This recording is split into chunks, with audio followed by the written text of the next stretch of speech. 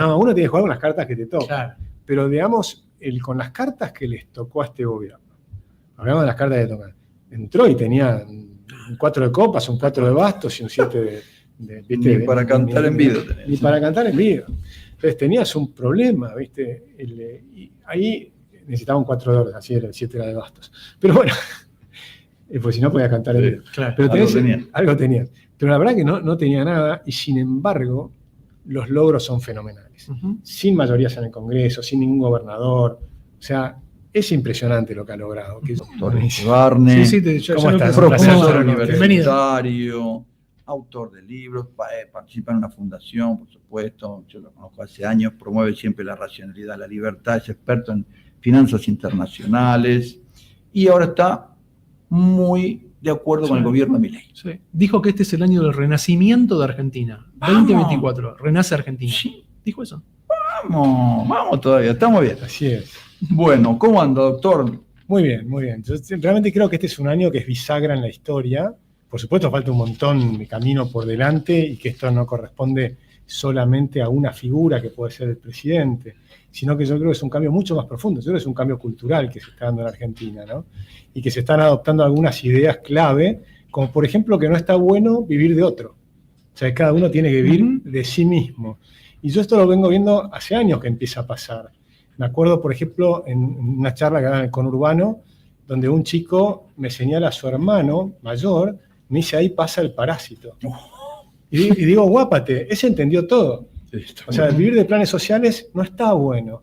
Y no está bueno no solo por los que tienen que pagar, que son a los que le sacás la plata, sino fundamentalmente no está bueno para el que recibe el dinero. El que recibe el dinero lo destruís. Se achancha, le sacás la autoestima, le agarra el resentimiento, le agarran todos sentimientos negativos, le destruís la familia, los hijos no lo respetan, o los hermanos, ¿entendés? Entonces tenés un problema muy serio de autoestima que perdés también si estás viviendo otro. Ojo que esto pasa, esto se sabe hace mucho, hay un libro lindísimo de Calvin Helling que es La trampa de la dependencia económica. Pero no solo pasa para el que vive planes sociales, puede pasar para el hijo de una familia rica que vive de prestado, digamos. Y por eso desde muy chico hay que hacer una revolución educativa en Argentina. Falta muchísimo, como te digo, pero sí creo que hay un cambio muy importante y te diría que donde más lo ves este año, por ejemplo, es que a mitad del año, cuando estábamos en un momento, primer semestre muy duro, la pobreza que había llegado al 57% en el primer trimestre. En el peor momento, las encuestas aflojaron un poquitito. La mayor parte de la gente siguió bancando al gobierno. Y yo creo que banca al gobierno porque es un gobierno que no le mintió, que le dijo, voy a hacer un ajuste, y está haciendo un ajuste muy severo. Y hoy estamos viendo un montón de logros financieros, como hablabas recién de las finanzas. Obviamente la inflación cayó de 211%, cayó a 115%, va a ser este año, pero si tomás el último trimestre está corriendo a 40% anual. Para el año que viene nosotros prevemos 24, 25%. El crecimiento de la economía empezó en el segundo semestre, tercer trimestre tenemos los datos, 3,9%. Eso es una recuperación rápida, ¿no? A un ritmo de 17% anual. Para el año próximo nosotros prevemos 5% de crecimiento. O sea que tenés una recuperación que va a continuar. Pero mi punto es que en el peor momento la gente lo bancó. Entonces ahora van a tener una situación compleja por delante, hay sectores que tienen que reestructurarse completamente, que van a sufrir, hay sectores que no van a sobrevivir, el capitalismo es la destrucción creativa. O sea, otra vez, digo, no todo un sector, pero... Sí. Sí, la escuela austríaca. La escuela austríaca, Schumpeter, o sea, eso viene desde muy al principio, entender el concepto de que acá tenemos que, si abrís la economía, si vamos en una economía competitiva, aun cuando el gobierno haga todos los deberes, y tienen que sumarse los gobiernos provinciales y los municipales, aún así no todos van a poder sobrevivir a una economía abierta y competitiva. Pero eso es normal, eso es lo que debe ser.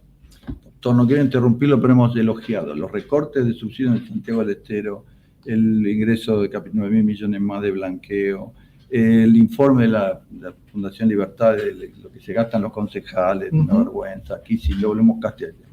Todo eso nosotros lo elogiamos.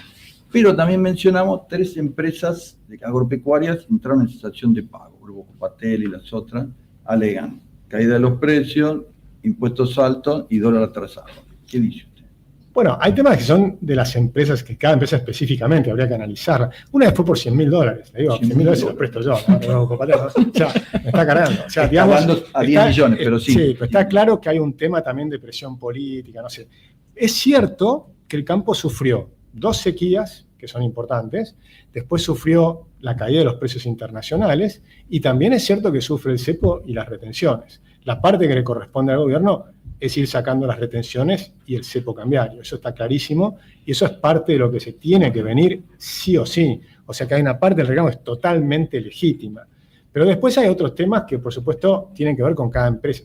Son empresas que son muy cíclicas, ¿no? Cuando tienen, les agarró no solo las 2 sequías, también la chicharrita. Entonces tienes 2 secas y la chicharrita. Entonces, lógicamente, cuando sos un pool de siembras que tenés un pedal importante y qué sé yo, bueno, hay que ir machando esos temas. Digamos que cuando empezaron todo esto había cepo cambiario, o sea que no es que lo empezaron a hacer sin el cepo, sino que estas condiciones ya estaban. Tal vez lo que no creyeron es que este programa iba a funcionar. Entonces ahí te posicionaste por ahí de manera equivocada, porque si el programa iba a funcionar, el tipo de cambio se iba a empezar a retrasar, lógicamente. Yo no digo que esté retrasado, pero la tendencia iba a ser a que se vaya retrasando. ¿Por qué? Porque Argentina, nosotros tenemos que tener una economía competitiva con salarios altos. Porque los que piden la devaluación, ¿qué te están pidiendo? Bajar los salarios. No queremos bajar más los salarios. Nosotros queremos salir de la pobreza. Argentina tiene que ser un país de altos salarios. Entonces, ¿cómo hacemos para tener un país con altos salarios y que sea competitivo? Entonces, ahora lo que sí hay que pedir, y que es correcto lo que piden en el agro, bajar retenciones. Obvio, eso lo tienen que pedir, tienen que exigir, es una inmoralidad. Desde ya que yo acompaño el apoyo del agro de decir, eliminemos las retenciones lo antes posible. Después, salir del cepo. Yo creo que vamos a salir del cepo el año próximo. Es difícil saber en qué momento, si hay acuerdo. De elecciones. Puede ser antes, ¿eh? Yo creo que puede ser antes. Vamos. Puede ser antes, sobre todo si hay un acuerdo con el Fondo Monetario. Porque, ¿qué es lo que te falta? Cuando vos miras el balance del Banco Central, corrigieron el 90% del problema. Y lo que te falta es, bueno, porque de hecho, cuando vos mirás, la deuda consolidada, Banco Central. Pasó a otro lado, digamos. Sí, pero cuando vos tomás la deuda consolidada, Banco Central más la deuda del Tesoro, está al mismo nivel que el año pasado en dólares. ¿Qué significa que está al mismo nivel del año pasado en dólares? Significa que en términos reales está cayendo, porque el dólar tiene inflación. Entonces está cayendo en términos reales. Pero además, el PBI en dólares con una moneda más fuerte se empieza a apreciar. Por lo tanto, la deuda contra el PBI está bajando y va a bajar fuerte el año que viene. Si vos mantenés el superávit fiscal, ese lado, la solvencia del Estado, está en buen camino. Y por eso tenés la baja del riesgo país. Bajó de 2.700 a 600 y pico. ¿Qué te falta? La liquidez de corto plazo. Esas son las reservas del Banco Central. Y la reserva, cuando las miramos, hoy las estaba mirando, está en las reservas netas, incluyendo el pago del Bopreal y todo, sacando todo eso, me da 3.800 millones negativos. Pero empezó el año en 12.000 millones negativos. Claro. Recordemos dónde partimos. Sí, ingresó mucho dinero. Partimos de 270% de tasas de interés, bajaron a 32%. ¿Siguen siendo altas? Sí, siguen siendo altas, sobre todo porque hay que mirar hacia adelante. 32% y yo preveo 24% de inflación. O sea, son tasas reales positivas. Esa tasa tiene que seguir contrayéndose. Está tan favorable que tengo que bajarlo un poco. Vale, doctor. Yo soy partidario de evaluarla, claro. Pero no es solo los sueldos. Expensas, alquileres, comida, salida, impuestos, todo en dólares está muy alto. Pero no hay que devaluar, porque fíjate lo que ocurre. Cuando devaluó en el 2002 Duhalde. ¿Y cuál es la consecuencia inmediata? El salto de la pobreza. Entonces, cada vez que devaluamos, salta la pobreza. Nosotros partimos del 4% de pobreza. Empezamos la idea de devaluar y permanentemente, y qué sé yo, y pasamos de 4 a 6, a 8, a 10, hasta 57% al principio del trimestre, si tomamos el dato de la UCA. En ese mismo dato de la UCA ahora estamos en 38,8. O sea que ya empezó la caída de la pobreza. Pero claramente la consecuencia es el aumento de los salarios. O sea, el aumento de los salarios con una moneda dura, y tenés aumento de salarios en dólares fuerte en Argentina de hoy, te queda una Argentina cara. Pero repasemos de nuevo por qué está cara la Argentina. Está cara porque tenés enormes impuestos. Ahora el gobierno... No es como Castiñer, Ramiro Castiñer, que es fanático. Muy bien. Tenemos enormes impuestos. Bajó ahora el impuesto país. Primero lo subió de 7,5 a 17,5. Ahora bajó a 0. Ojo, porque eso te pega en la recaudación. O sea, que ahora tenés que bajar el gasto para seguir. O sea, tenés que continuar la motosierra profunda. Eso a nivel nación. Sí. El siguiente paso, y ya está, el primero fue en realidad el impuesto inflacionario, que es el peor. Ese es el primero que sacó, pues el que le pega a los más pobres. O sea, ahí estamos todos de acuerdo. Acá está sonando el teléfono. Perdón, estoy haciendo una llamada sin darme cuenta. Qué desastre. Pasan cosas. Sí, los alimentos le pegan mucho más al pobre que al rico. Entonces, claramente la inflación tenía que bajar. Primer impuesto. Segundo impuesto, el impuesto país. Al bajar el impuesto país, hay bienes que ya están bajando de precio. Eso es precio porque es una economía tan cerrada que con el impuesto país era más cerrada todavía. Ahora eso 17,5% abajo. Y ya ves que algunos precios empiezan a bajar. Después, retenciones al agro, porque las exportaciones no pueden tener un impuesto. O sea, claramente hay que bajarlo. Después van a tener que hacer a cuenta de ganancias otro impuesto nefasto que lo puso Cavallo, que es el de el impuesto al cheque. ¿no? Todo lo puso 6 meses. En Argentina todo se eterniza. Todo no. Dijo 6 meses. Pero ahora por primera vez, ese impuesto que era transitorio, el impuesto país, se eliminó. Con lo cual este gobierno te empieza a cumplir las cosas que ningún gobierno anterior te cumplió. Y el gobierno te está diciendo, el presidente te está diciendo, el ministro te está diciendo, los siguientes impuestos que van a bajar son todos los impuestos chiquititos, que te cobran muy poco, porque te cuesta plata recaudarlos, entonces vas a bajar el costo de la recaudación y vas a bajar el impuesto y va a eliminar el 90% de los impuestos nacionales. ¿Y qué te falta? Después te va a faltar, por supuesto, no van a sacar todas las retenciones de entrada, las van a ir sacando en etapas a medida que logre aumentar la recaudación, porque una ventaja enorme que tiene el superávit fiscal, que algunos no lo están viendo, es que te genera círculos virtuosos. El superávit fiscal en recesión, cuando se recupera la economía, se recupera la recaudación y puedes invertirla en bajar impuestos. Bueno, ahora lo anticiparon porque estás bajando lo de este año sabiendo que el año que viene ya no tenés impuesto país. O sea que la recuperación de la economía probablemente te compense la baja del impuesto país. Pero si tenés que bajar las retenciones, tenés que crecer más rápido. Entonces hay que hacer algún tipo de señal que te permita, por ejemplo, al campo a mitad del año sembrar el trigo. Entonces aumentar la superficie de trigo te va a permitir bajar las retenciones. Imagino yo, no lo vi con el gobierno, pero imagino que algo de estas cosas se están pensando, porque sí lo vienen diciendo en público, van a bajar impuestos. Ahora hay otro tema muy importante, las provincias y los municipios, porque las provincias te cobran impuestos tremendos, ingresos brutos. Santa Fe acaba de aumentar ingresos brutos de una manera nefasto. Seguridad e higiene. Nefasto. Entonces, ese impuesto hay que bajarlo lo más... Pero eso significa motosierra profunda, no solo en la nación, también en las provincias. Los municipios te cobran impuestos, cosas que debiera ser totalmente inconstitucional. Lo que pasa es que te los disfrazan como tasas. Entonces te dicen, y no hacen nada a cambio, así que no son tasas. Y no son tasas, no te dan nada a cambio. Entonces te cobran una tasa a la publicidad. ¿De what? Si no me están haciendo nada. ¿Qué me vas a sacar una tasa? O sobre el combustible. ¿Cómo te vas a dar una tasa sobre el combustible? Me lo presta un privado, lo produce un privado, lo distribuye un privado, me lo vende un privado y me lo coloca un empleado que es privado. ¿Vos qué hiciste? Nada, Estado. Entonces no me cobras nada. Entonces hay que eliminar todas esas tasas. Nosotros estamos tratando de elaborar ideas para hacer una ley que explique cosas que debieran saber todos, ¿no?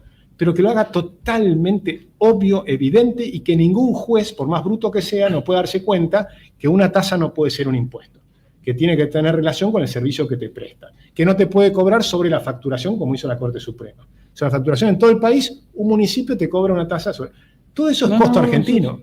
Todo eso te permite... Pasa el camión con combustible peligroso, todo el tiempo. Y todo eso te mejora el tipo de cambio real y no evaluaste.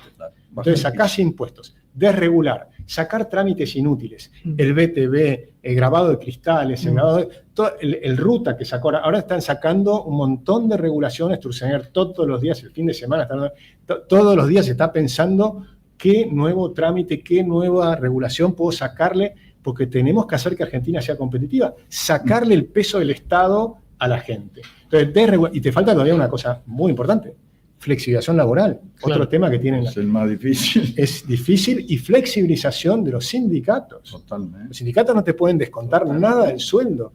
El que quiere va y le paga al sindicato. Pero es una vergüenza. Y después tiene que haber una libertad total para que puedas definir en tu empresa con tus empleados, y lo que vos definas con tus empleados. Por sector, si quieres, pero no por sector. CGT, pero no por sector tampoco. Porque puede haber un sector pero hay distintas empresas, grandes, pequeñas, unas que le va bien, otras que están haciendo un esfuerzo para invertir, otras que no. Es decir, Es flexible. cada Totalmente. empresa es diferente. Entonces no puede haber una regla para todos igual, es un disparate. Y por supuesto hay que sacar la ultraactividad y todas esas cosas ridículas. Argentina tiene que ser competitiva. ¿Por qué no lo es? Por ejemplo, los puertos y los buques, ahora que están haciendo la hidrovía y demás. ¿Qué es lo que pasa? Hay reglas de los sindicatos que te han puesto, de los convenios, que por ejemplo necesitas más empleados de lo Mínimo de normal. gente, sí. Por ejemplo, una persona no puede hacer 2 tareas, entonces necesitas 2 personas, cuando en el resto del mundo esas 2 tareas las hace la misma persona. Entonces eso no sos competitivo. Pero eso no es un tema de devalúo y entonces sí. No devalúo nada y corrijo todos los problemas. Doctor, está tan pro que lo volvemos a tirar. Antes que venga, elogiamos que bajaron 50% de los gastos de las empresas públicas. No, eso lo aplaudimos siempre. Todo. Ahora bien, Nike, hay un montón que dicen, la combinación de impuestos altos, dólar atrasado y apertura de aranceles no es muy feliz. Debería ser primero la reducción de gastos, reducción de impuestos, que yo pueda competir y después me baja el arancel externo, porque si no... Esa crítica es perfectamente adecuada y la puedes hacer. Yo creo que no hay formas perfectas de hacer esto. No existe la fórmula perfecta, no hay una forma. O sea, en la planillita de Excel uno puede poner lo que quiera. Y la realidad Pero la realidad es distinta, ¿viste? Está Si la bien. realidad es más compleja. O sea, yo les reconozco a los que están en el gobierno que nosotros desde afuera es facilísimo criticar. Ahora, yo digo, cualquier economista que puede mostrar en un año los resultados que está mostrando en Toto Caputo, yo estoy seguro que estaría feliz a un Roberto Kachanowski, si lo pones acá. No creo, pero bueno. Si él no hubiera sé. sido el ministro de Economía, Claro. estaría feliz con esos resultados. Ahora, ¿qué imaginas porque él vos? sabe que después Sí. viene Parece todo lo que la demás. bicicleta financiera, esas Claro. cosas, pero no, eso lo lava, los recortes de gastos, sí. Para vos no hay carry trade. A ver, digamos, yo creo que Argentina tiene que tener una moneda fuerte, ¿sí? Y que las tasas de interés son altas y van a ir bajando a medida que siga creciendo la demanda de dinero. Entonces, eso es un proceso de ganar credibilidad. O sea, ¿qué es carry trade? Es que yo apuesto que esto va a salir bien. Entonces yo tengo pesos. Y claro, el que estaba en dólares perdió un montón de plata. El que estaba en pesos ganó Pero un montón de apuesta plata. pesos para salir en dólares, no apuesta pesos para salir en pesos. O no Todo el sale, mundo dice hace- que no sale. Se queda. No necesariamente, es un tema de credibilidad. Si vos crees que yo creo que esto va a continuar. Yo no creo que va a venir una maxi devaluación. Eso, ¿considerás que no va a haber un salto abrupto del tipo de cambio? Yo creo que no, puede haber un saltito en algún momento, perfectamente, puede haber, pero más como países normales. Nos estamos normalizando. Ujú. Y la gran ancla es el ancla fiscal. Ahora, ¿puede haber cimbronazos? Sí. Hay en el Externos, por mundo. ejemplo. ¿Cómo? Las monedas regionales que se van devaluando. Bueno, hay cosas que están haciendo horribles como Brasil. Brasil está haciendo un programa horrible, un déficit fiscal descomunal.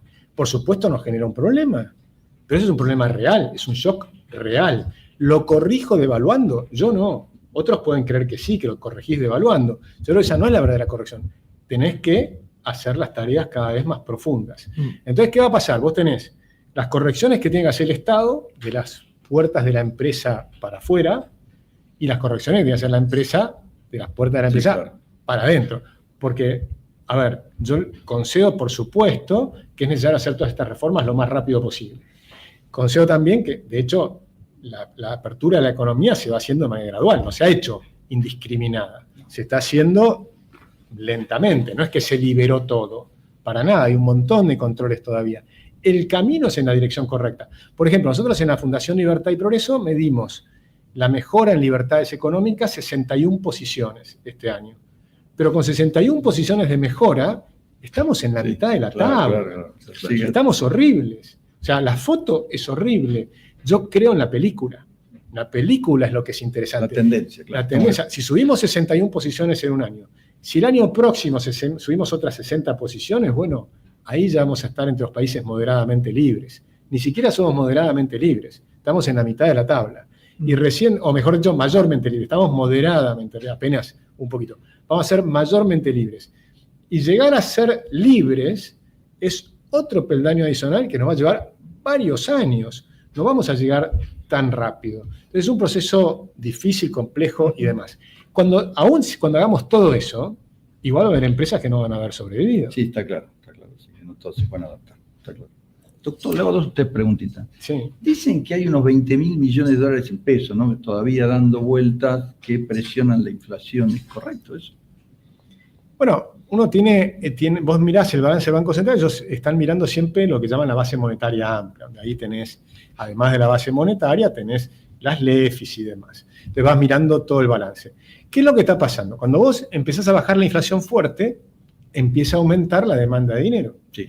Entonces podés empezar a aumentar la base monetaria hasta un nivel más razonable. Sin Argentina tiene un generar nivel inflación, claro. de monetización muy pequeña. Recordemos que la inflación es un fenómeno monetario, pero de demanda y de oferta. Una cosa era no tener la oferta permanentemente creciendo porque no hay ninguna demanda que te aguante, y otra cosa es restablecer un nivel de demanda razonable que todavía falta, no sé si serán 20.000 millones, hay que ver, pero eso vamos a ir viendo que va a ir aumentando la demanda de dinero. Y entonces debieras ir bajando el resto de los componentes de esa base monetaria amplia, digamos. Ese es un proceso que se está dando naturalmente. Bien. Después vamos a ver si llegamos a, bueno, va a venir una competencia de monedas que ya está anunciada. O sea, próximos pasos van a ser, bajan el clearing peg al 1%, probablemente en el primer trimestre. Camiseta puesta. No es la camiseta, yo miro las cosas que hay. Pero apoyamos nosotros. O sea, yo defiendo las ideas de la libertad desde que tengo uso de razón, ¿no? Y fuertemente desde que estoy en la universidad, o sea, que empiezo a defender estas ideas. Ahora tenemos un gobierno que está impulsando estas ideas, de manera heterodoxa, porque tenés un montón de cosas. Por supuesto, seguimos teniendo cepo cambiario que hay que sacar. Todas esas cosas que dice Roberto, que dicen otros economistas, son correctas, hay que ir hacia allá. Pero yo veo que están yendo hacia ese camino. Después te van a quedar riesgos. ¿Cuáles son los riesgos que yo veo que te pueden alterar la balanza? Si quieren podemos ver para testear el estrés de este problema. Bueno, un riesgo, lo de Brasil. Si Brasil se espiraliza el desastre que están haciendo, presiona mucho las importaciones. Es un país muy grande y nosotros, la cuenta que tenés ahí es sobre la actividad económica de Brasil, no solo sobre el tipo de cambio. La actividad económica de Brasil te pega porque es un socio importantísimo para la Argentina. Ese es un riesgo, Brasil. Otro riesgo, la bolsa americana, por ejemplo. La bolsa americana está muy cara, ¿no? Entonces todos los indicadores te muestran la bolsa americana. ¿Puede venir una corrección allí? Y sí, puede venir. Nadie sabe, pero podría venir. Si viene una caída muy fuerte en la bolsa americana, los activos riesgosos, como son los bonos argentinos, que siguen siendo un activo riesgoso, aumentan su riesgo. Entonces ahí tenés una caída de los bonos. O sea, ¿puede haber un rebote del riesgo país en algún momento? Sí, perfectamente, puede haber. Lo que pasa es que yo tengo confianza en que hay un gobierno que va a redoblar la apuesta.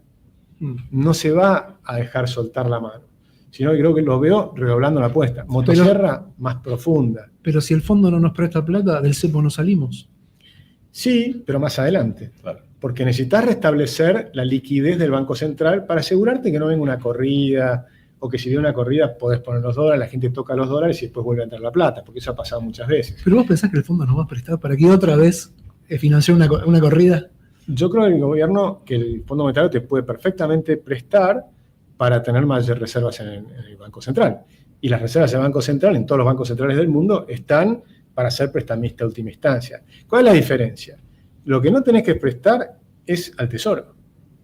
O sea, no hay que prestar al Tesoro. Eso es lo que está cortado, el cordón umbilical del Tesoro.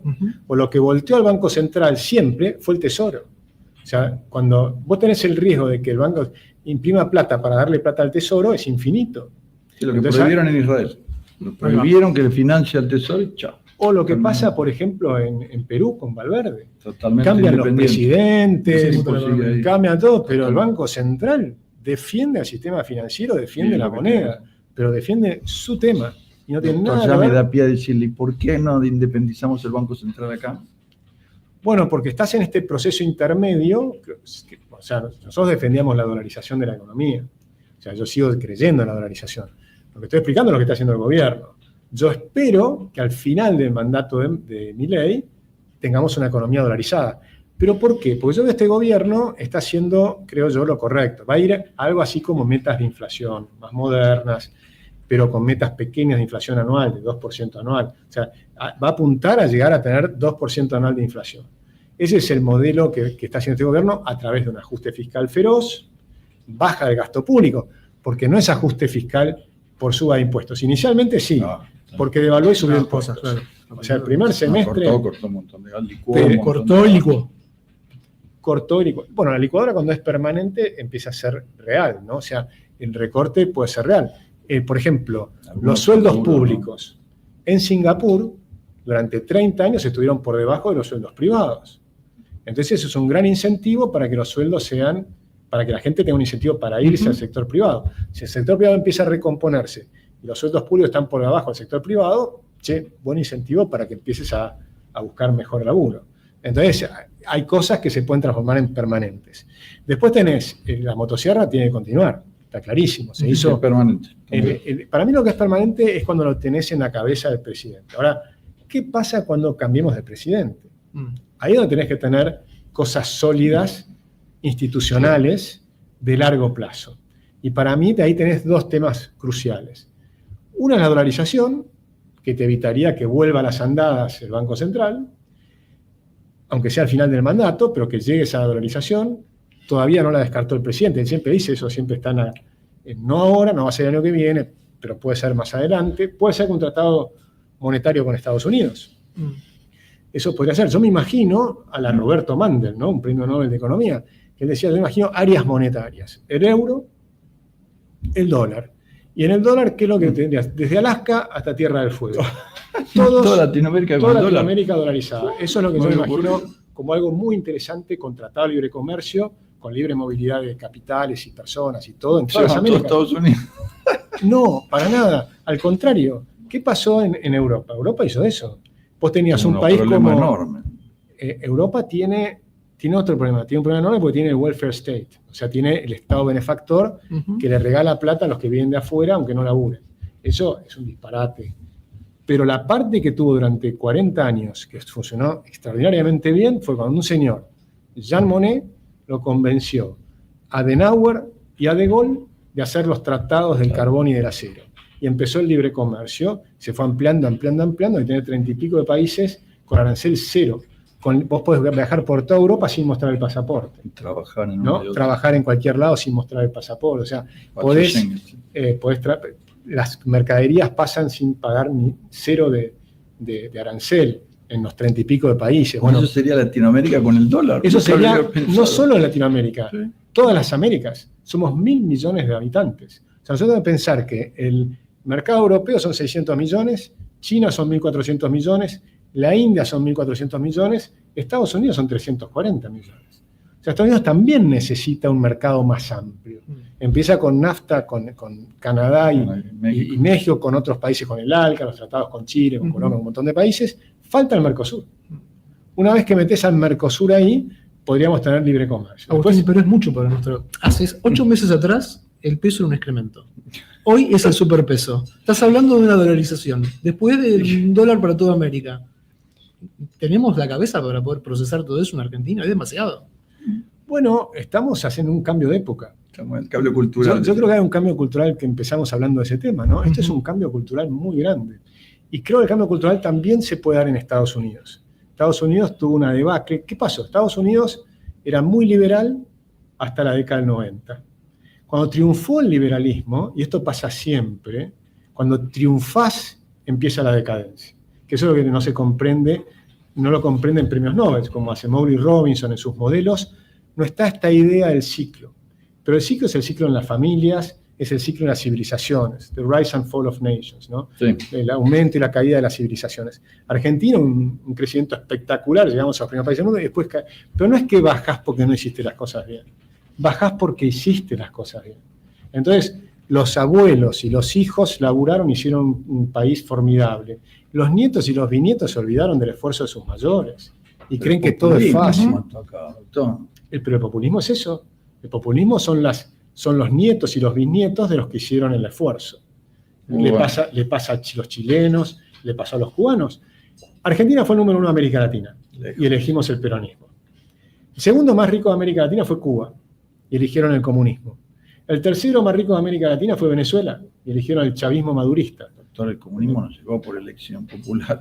Pero llegó por el mismo tema, porque no aguantaron, llegó por presión, por supuesto la revolución cubana y demás. Desde ya, sigue a punta de pistola. Y por supuesto, pero siempre hay que inicialmente tuvo apoyo. Pues sin apoyo permanente, una vez cuando se instalan es muy difícil sacarlos, hasta que tenés que sacarlo con los pies para adelante, ¿no? Como pasó en Mussolini, en Ceausescu en Rumania, algunos tienen que salir con los pies para adelante. La Unión Soviética, bueno, la Unión Soviética salió mucho mejor, porque se desintegró sola gracias a Reagan, ¿no? Reagan hizo un esfuerzo Agarra la galaxia, de lo destruyó. galaxias. Y a Gorbachev que supo interpretar ese momento. Y Gorbachev, que ya había empezado muy chiquitito Khrushchev, pero Gorbachev claramente la perestroika, la glasnost, la verdad que fue muy interesante, lo hicieron desde adentro y desde afuera, y se hizo, la verdad que muy bien, sin sangre. En los otros lugares fue con sangre, en muchos lugares. Entonces hay que ver cuál es la... Claramente en Latinoamérica nos queda Venezuela, Cuba, Nicaragua, Bolivia, o sea, nos quedan varias dictaduras. Tenemos Corea, todos esos monstruos por ahí. Sí, nos faltan un montón. Doctor, le quería poner un tinte a lo que dijo Pitelli del acuerdo con el fondo. La designación de Claver Carone no es muy auspiciosa. Para decir suave, ¿no? Sí, es un hombre que no ha sido muy amigo de estas ideas. Vamos a ver, pero tenés otras designaciones que sí son muy buenas, ¿no? Elon Musk, Ramaswamy, Sí. Marco Rubio. Entonces, está bien, no te salen todas perfectas. No todas las cartas son las que quiere. No, uno tiene que jugar con las cartas que te tocan. Claro. Pero digamos, con las cartas que les tocó a este gobierno, hablamos de las cartas que le tocan, entró y tenía un 4 de copas, un 4 de bastos y un 7 de ¿viste? Ni para cantar en vido tenés. Ni para cantar en vido. Entonces tenías un problema, ¿viste? Y ahí necesitaba un 4 de oro, así era, el 7 era de bastos. Pero bueno, pues si no podía cantar en vido. Claro. Pero Algo tenía. tenías. Pero la verdad que no tenía nada, y sin embargo, los logros son fenomenales. Sin mayorías en el Congreso, sin ningún gobernador.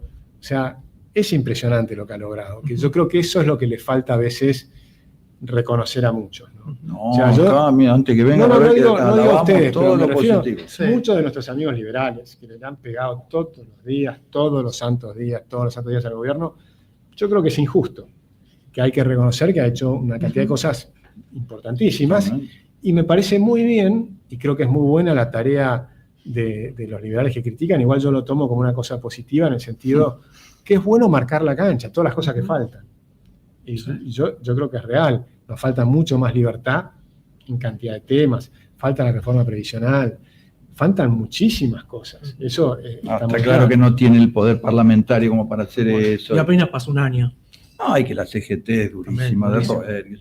Doctor, la otra pregunta técnica. Sí. De repente, no soy doctor, pero más allá de que hay una acordada. No importa, acá- Discúlpame, porque el otro día, Sí. Ramiro Castaneda, Sí. mi papá decía que en Capital Federal los licenciados en economía se pueden llamar doctor. Sí, eso dicen, pero bueno, a mí Siempre decía, en Capital se puede llamar doctor. Pero bueno, dicen que el año que viene la Argentina necesitaría 92.000 millones de dólares para funcionar todo, digo, ¿no? Turismo, pago de deuda, regalía, ¿alcanzará el dinero? Mira, este año funcionó y fue un año mucho más complicado en muchos sentidos. Y de hecho, tenemos un saldo comercial positivo que va a seguir siendo positivo. Eso significa que las exportaciones son mayores a las importaciones. Y después te va a quedar el tema de los servicios. Tenés que pagar el tema de los servicios de deuda, los estás pagando con superávit fiscal. Si lo pagas con superávit fiscal, yo creo que ahí no tenés problemas. Sí tenés problemas todavía con el stock de las cosas acumuladas. Por ejemplo, recordemos que este gobierno, entre otras cosas, heredó 45.000 palos que no pagaba de las importaciones. Lo regularizó. Multinacionales que no pueden mandar su... Eso nos quedan todavía, creo que son 12.000 millones del BOP real, o sea que todavía falta regularizar. Pero se ha hecho, cuando uno mira lo que se ha hecho este año, fue extraordinario. Pero lo mirás para adelante, yo la verdad es que soy optimista. Creo que tenés... Hoy, antes era optimista, porque creo que si aplicás las medidas correctas vas a ir llegando al lugar correcto. Ahora puedo mostrar los datos del primer año. Ahora, yo podría creer que Milei iba a bajar el gasto público. Hoy puedo mostrar que bajó el gasto público. No fue la mejor manera, no fue súper prolijo, lo que quieras. No, es verdad. ¿Te quedan problemas? Sí, te queda. Decíamos, Cepo, de regulación, impuestos, cepo. Te va a quedar un tema que es la infraestructura, tema clave. Para mejorar la infraestructura. Hay que poner plata de vuelta. Hay que poner plata de nuevo, privada, pero hay que poner plata, ¿no? Entonces ahí tenés un tema donde, por ejemplo, ahora se hace la hidrovía. Yo, en mi opinión, podría haber sido más amplio para que tengan más competidores, pero se va a hacer la hidrovía con inversiones privadas. Hay que hacer una cantidad de renegociaciones de empresas que tienen concesiones que les han pisado las tarifas, entonces no podían arreglar las rutas y demás. Todo eso hay que volver, empiezan ahora creo que en marzo empiezan a haber nuevas licitaciones, todos esos temas y demás. Como digo, falta muchísimo, faltan mejorar los puertos, faltan mejorar las vías de pero transporte. tiene la idea. Doctor, entonces, 2 o 3 cortitas. Sí. Marcelo Bonelli dijo el otro día que habría algunos pensando para el año que viene en reperfilamiento de deuda. ¿Suscriben o suscriben? No, yo creo que hay es normalmente Argentina, al bajar el riesgo país, empieza a haber acceso al mercado de capitales. Y ya lo estás viendo. Empresas argentinas colocaron el 5,5%. Empresas con riesgo puro argentino como el banco, porque eso puede ser las de energía. Pero un banco como el Galicia colocó al 8 y los bonos subieron. O sea que hoy colocaría abajo del 8.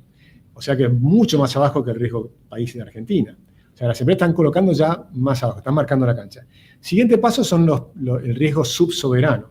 Ciudad de Buenos Aires va a colocar abajo del 7 o cerca del 7%. O sea que estás hablando ahí de un riesgo país récord, sí, de 200 y pico, ¿no? Que está colocando bien por debajo, te va marcando la cancha. Después te queda, como decía, el problema del corto plazo, por eso te dan las reservas o el acuerdo con el Fondo Monetario que te permite reperfilar la deuda. Si a eso refieren reperfilar, por supuesto, el Fondo Monetario te puede permitir hacer eso, que sería bajar el costo del interés utilizando parte del crédito que tengas con el Fondo Monetario. Eso me parece perfecto. Después vas a tener que salir seguramente a colocar bonos para lograr rescatar los vencimientos más grandes que tengas. El primer trimestre ya está adecuado, hay que ver el segundo semestre.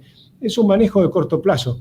Yo por ahora los veo bien encaminados. El mercado los ve bien encaminados y por eso la baja el riesgo país. De hecho, yo creo que el riesgo país va a seguir bajando. Cuando estaba en 1.200, me preguntaban, pero ya bajó de 2.700 a 1.200 y va a seguir bajando, les digo, porque cuanto más baja el riesgo país, más fácil es refinanciar. Y la deuda sobre el PBI va a estar bajando. Y va a estar bajando bastante rápido. Y la deuda en dólares, tomando toda la deuda en dólares más la de pesos, con el tipo de cambio apreciado y todo. 168.000 millones, anda por ahí. Anda por ahí y va a seguir estando por ahí. Está bien. Con lo cual, con una economía que crece, se licúa. Cada vez se empieza a licuar porque si en dólares que es constante, se licúa porque el dólar se licúa. El dólar, recordemos, tiene una inflación de cerca de 3% anual. En el pasado más, igual 11% algún mes, o 9% y pico anual, en algún año. Pero ponle que sea 2,5 o 3% que se te va licuando la deuda. Con lo cual, si vos tenés en dólares, pero además tenés crecimiento de la economía, la deuda sobre el PBI va a seguir corrigiendo para abajo. Muy bien. Doctor. Sí, quiero hacer 4 preguntas cortitas. ¿4? Pero ping-pong, Dale. ping-pong. Dale, Ping-pong, dale. lo voy a anotar para que lo notemos todos porque fin de año vamos a visualizar Ping-pong, 2025. Inflación del 2025, ¿qué anoto? Yo creo que va a estar cerca del 24%. Va a ser un poco más, un poco menos. Ujú. Recordemos que hasta ahora el gobierno va más abajo que todos los que calculamos del sector privado. Ok. ¿Crecimiento del 2025? Nosotros estimamos 5%, que lo estimamos hace un montón de tiempo y se fueron sumando el JP Morgan, el Fondo gobierno Monetario. Nosotros lo decíamos de hace más tiempo. Pero sí, creo que va a andar por esa, probablemente, Sí, con todos los imponderables. Aclaro, nadie tiene la bola de cristal. Bueno, pero los doctor, economistas no, yo te les gusta un salvo. poco jugar a la bola. ¿Qué es lo que sigue? Juguemos ¿Qué es un lo que poco. sigue? ¿Cuáles son las otras? ¿Mes de salida del cepo? No, mes no me animo a decirte. Podría Trimestre. Una tómbola, es una Trimestre. tómbola. Trimestre de ahí. Pongamos en el segundo trimestre, pero no lo sé. Yo creo que el gobierno está muy tranquilo donde está porque el superávit fiscal le juega a favor. Seguir recomponiendo reservas.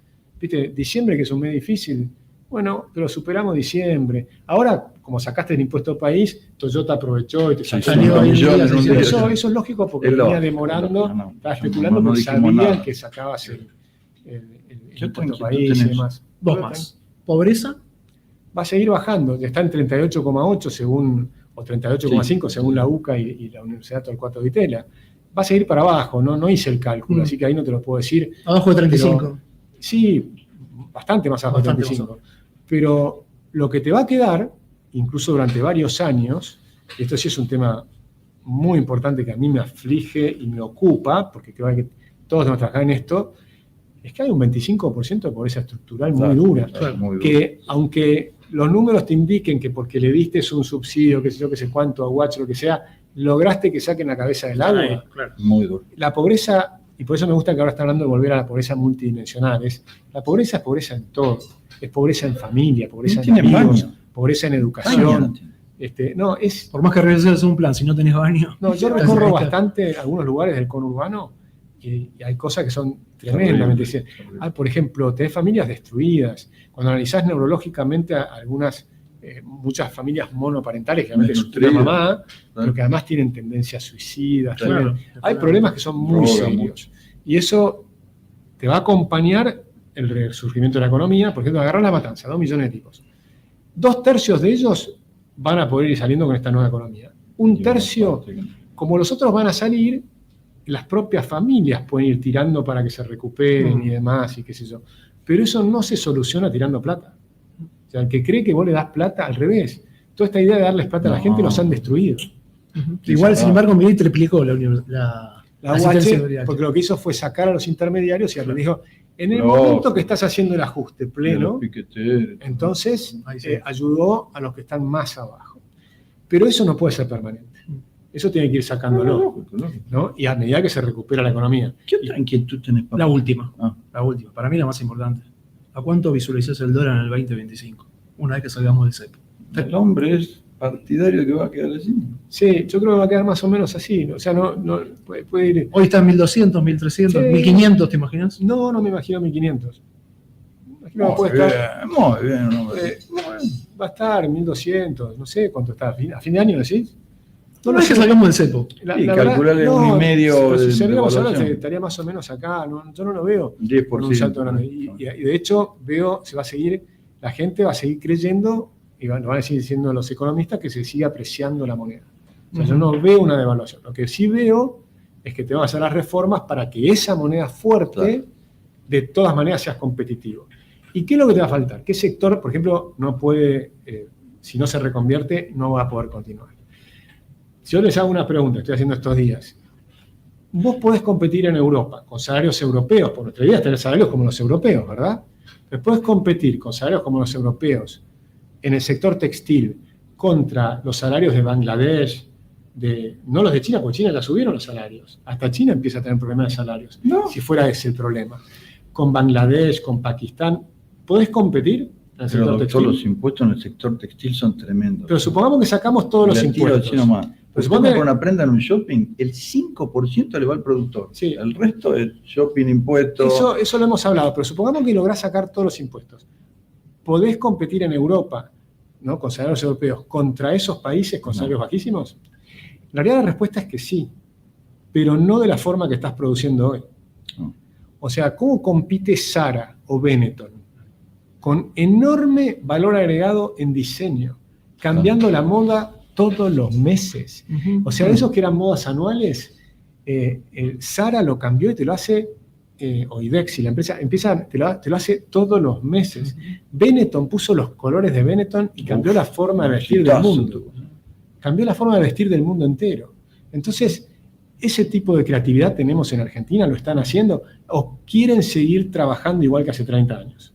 Bueno, el que quiera mantenerse en sectores que no vas a tener la competencia de tener el salario bajo, olvídense, los salarios van a ser altos en dólares, entonces tenés que buscar otra cosa. O cambiar de sector o te Última, doctor, que me están ahí torturando. Sí. Se va Caputo. Y el presidente dice, lo designo Echevarne ministro de Economía, Obras y Servicios Públicos, deuda externa, interna, comercio interior, exterior. Todo el poder. Agustín, hacé lo que quieras. No, ¿Qué medidas tomás? Yo creo que Toto Caputo no se va a ir. No, Más que decía, ya está, se fue. estabilice y me va, y no se va a ir. Pero la verdad es que ratificaría a todas las personas que están, ¿no?, inmediatamente. Capaz que incorporaría a alguna persona más, pero la verdad es que me quedaría con todo el equipo, me parecen que son buenísimos. Sí pediría, pero mantendría lo mismo, porque yo creo que van en ese camino, o sea, todo lo que hablamos. O sea, hay que acelerar lo que sea posible la reforma laboral, la previsional, la previsional después, pero va a ser primero la laboral, la sindical. Los sindicatos tienen que ser libres, etc. Vas a tener que seguir continuando la desregulación constitucional, era espectacular, o sea, hay que hacerle todo el apoyo posible a los que están haciendo así. O sea, es continuar este camino. Yo creo que hoy tenés que continuar este camino. Si preguntás a mí a dónde apuntaría al final y donde en algunos años había una diferencia entre Toto Caputo y donde yo quiero llegar, es la dolarización. Yo terminaría en la dolarización. Toto probablemente no. Pero a Ecuador no le está yendo bien ahora con eso. A ver, Ecuador, o sea, la dolarización es una medida, pero tenés que hacer todo lo demás. O sea, si solamente dolarizás no nos va a ir bien. No puede tener déficit fiscal, está claro. Pero no pasa por... O sea, cualquiera sea el tipo de cambio que tengas, si vos no haces las otras reformas te va a ir mal. O sea, no pasa por la regla monetaria. Yo creo que jamás tendríamos que haber salido de la convertibilidad. ¿Nosotros? Jamás. Yo estaba encantado. Yo hubiese dolarizado... como Bajar decía impuestos, Pedro reducir gasto, bajar impuestos, que es lo mismo que devaluar y mantenerlo. y que lo hagan también las provincias y los municipios. Totalmente. Y ahí está el cambio cultural, porque son los pueblos de las provincias que tienen que exigir a sus intendentes y a sus gobernadores que motosierra profunda y bajen impuestos y desregulen. No Hablamos de eso hace un rato. Estamos en un gobierno total. federal, ¿no? O sea, hay que presionar a los gobernadores, a los diputados, a Para los que senadores, también a la legislatura. Dijimos la funda, el informe que hicieron de los consejos deliberantes vergonzosos. Consejo Deliberante, por ejemplo, en Moreno, 300 empleados públicos en el Consejo Deliberante. ¿Cuántos empleados tiene que tener? 3 o 4, no 300. Se reúnen en un edificio de 4 pisos y tienen 8 cafeteros. No cafeteras. Cafeteros, ¿ok? Entonces, nada de eso tiene que decir. Se reúnen una vez cada 15 días el Consejo Deliberante. Para mí, como tendría que ser, ad honorem, que no cobren nada, los consejeros qué feo. deliberantes. ¿Por qué van a trabajar públicamente? Una vez cada 15 días, como haces vos en tu edificio, una vez se reúnen, no en un edificio del Consejo Deliberante, no, en una escuela. O en un café. No, en una escuela, porque tienen que ir conociendo las escuelas de su municipio, o sea, vas cambiando de escuela, cada vez una escuela distinta, y tenés un empleado que sea el que convoca, el que toma notas. Vio el Berizo, el presupuesto del Consejo Deliberante, 97% sueldo. Sí, es un disparate. Algunos tienen 99%. ¿Por qué hace un Consejo Deliberante? En Argentina hacen política. ¿Qué debiera hacer un Consejo Deliberante? Ver en la ciudad qué le pasa. Básicamente contratar al intendente, como hacen en Suiza. Ellos contratan al intendente, por ejemplo. Pero si lo elegís, no tenés esa tarea. Pero sí podés discutir el presupuesto. Y una vez que discutir el presupuesto, y bueno, nada prácticamente. Al cambiar alguna norma, alguna vez. Inicialmente vas a tener una tarea para sacar normas. Lo que tienen que hacer es sacar normas, no poner normas. Tienen que sacar miles de normas municipales, aliviar a la gente, dejar de robar con las multas. Hay muchos que toman las multas, como en Córdoba, en Entre Ríos, como una caja de recaudación. La plata de los chicos, el alimento del colegio, se robaban en Moreno. Por eso digo, hay un montón de cosas para hacer. Pero hay que entender que es un problema que no es solo del presidente, sino que es de todos nosotros. Ustedes como periodistas también van midiendo, vas metiendo, ¿viste? La presión donde tiene que ponerse. Sí. A mí me parece que es una tarea muy legítima, estando en el periodismo, criticar lo que está haciendo el gobierno, me parece muy legítimo. O sea que hay que hacerlo. La función del periodismo es poner la lupa donde está el problema. Estamos en eso. Si ve el programa entero, la primera parte hicimos la favorable y la que consideramos en contra, pero no, sí. Aplaudimos y criticamos, por supuesto. Acá me está haciendo Felipe señas. Bueno, nos hemos dado un baño de mileísmo, ¿o no? En este fin de año. Yo te diría a mí me gusta, siempre pero... me gustó, Chevan, lo sigo desde hace años por escrito también y yo comparto lo que... Recuerden que, por ejemplo, estaba con Macri, yo lo critiqué desde el primer momento, lo apoyamos a Macri. Es un mal gobierno. Laburé como loco para juntar 50.000 fiscales en la red Ser Fiscal. O sea, laburamos un montón para que llegue a ser gobierno.